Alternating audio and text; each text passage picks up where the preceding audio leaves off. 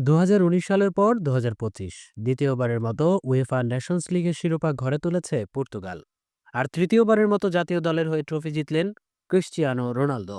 মিউনিখের Allianz অ্যারেনায় স্পেনকে ট্রাইবেকারে ৫-৩ গোলে হারানোর পর আবেগ সংবরণ করতে পারেননি পর্তুগিজ মহাতারকা।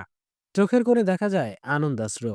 ৪০ বছর বয়সী রোনালদো এই ম্যাচেই করেছেন নিজের ১৩৮তম আন্তর্জাতিক গোল। জাতীয় দলের হয়ে এত বছরের পথ চলায় এত অর্জনের মাঝেও এই জয় ছিল তার হৃদয়ের সবচেয়ে কাছের। ম্যাচ শেষে স্পোর্ট টিভিকে দেওয়া সাক্ষাৎকারে তিনি বলেন, পর্তুগালের হয়ে জেতাটা সবসময়ই বিশেষ কিছু। আমার ক্লাবের হয়ে অনেক ট্রফি আছে, কিন্তু দেশের হয়ে জয় পাওয়ার চেয়ে বড় কিছুই নেই। এই যে চোখে জল আসা, কর্তব্য পালন করা, এসবেই অনেক আনন্দ। রোনালদো আরও জানান, পরিবারের সদস্যরা স্টেডিয়ামে উপস্থিত ছিলেন।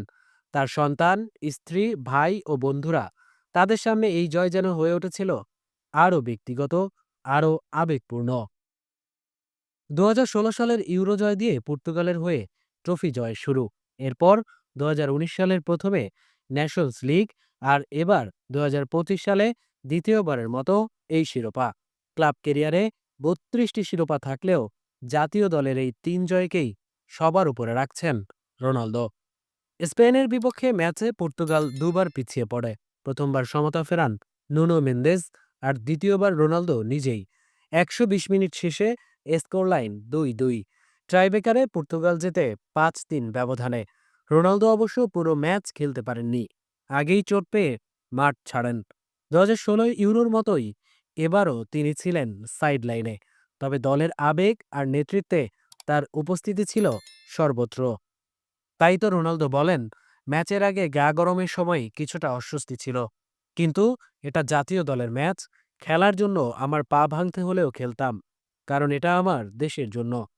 এই জয়কে রোনালদো উৎসর্গ করেছেন নতুন প্রজন্মকে। এই প্রজন্মের জন্যই এই জয়, তারা এটা প্রাপ্য ছিল। আমি গর্বিত এই দলের অধিনায়ক হতে পেরে, এমনটাই মন্তব্য করেছেন রোনালদো। জাতীয় দলের জার্সিতে আবেগ, দায়িত্ববোধ ও ভালোবাসা কিভাবে একজন ফুটবলারের ক্যারিয়ারের সবচেয়ে উজ্জ্বল অধ্যায় হয়ে ওঠে, তা যেন আবারও প্রমাণ করলেন ক্রিশ্চিয়ানো রোনালদো। বয়সের বাধা পেরিয়েও দেশপ্রেম যে হৃদয়ের গভীরে গেঁথে থাকে, সেই গল্পই যেন লেখা হলো মিউনিখের ওই রাত জুড়ে। মিউনিখের রাত জুড়ে চলা ফুটবল যুদ্ধ শেষে সেলিব্রেশনে মাতল পর্তুগিজ সমর্থকরা।